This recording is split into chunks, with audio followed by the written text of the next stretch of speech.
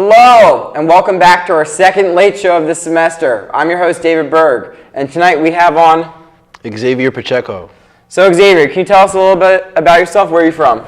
I'm from Queens, New York. And what is your major and year? I'm a theater major and I'm a senior. Wow, so when did you know you wanted to be a theater major? In college? Or before, when did you figure it out? I always knew I wanted to be a theater major. Okay. Since I was like 7. 7? Yeah. Okay. So when did you actually declare?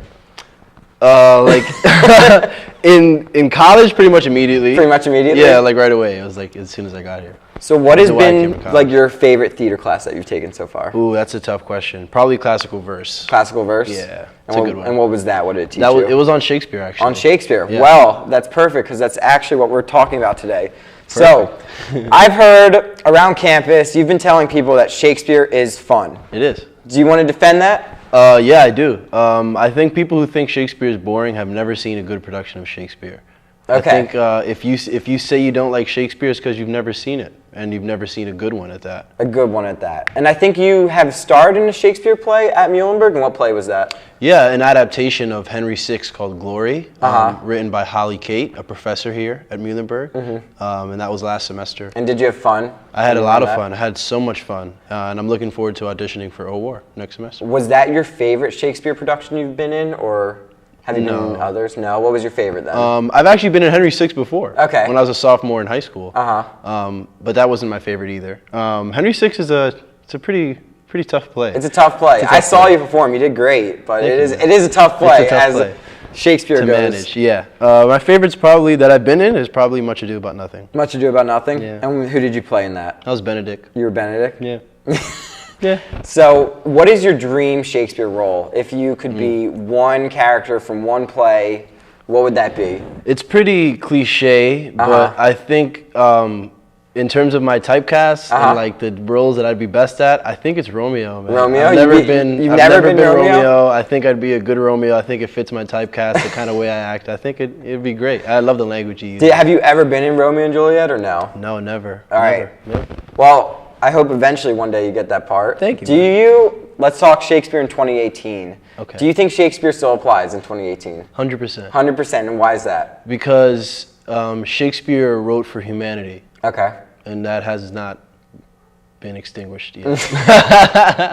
No, but he wrote for people. Like he wrote like to the deepest core of human elements: tragedy, love, loss, power, ambition, greed. He wrote to like the core elements of what makes people in all different kinds of ways. And I think he wrote for a timeless version of people, I think. Absolutely.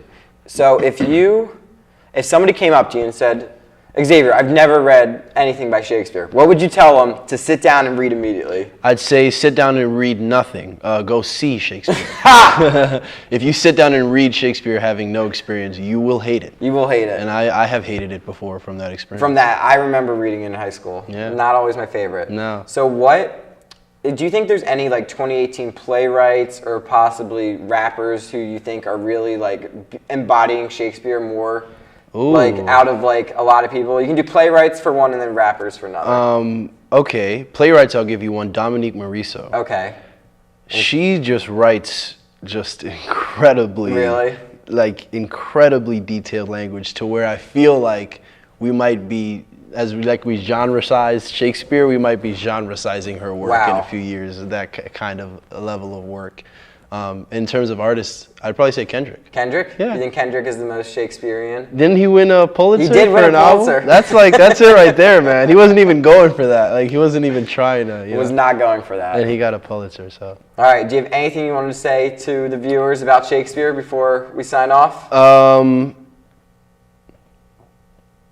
No. All right. You heard it here. This is your take on Shakespeare on the late night. I just want to say thank you so much. Thank you, man. For coming on. I'm your host, David Berg. And I'm Xavier. Stay classy, Muhlenberg.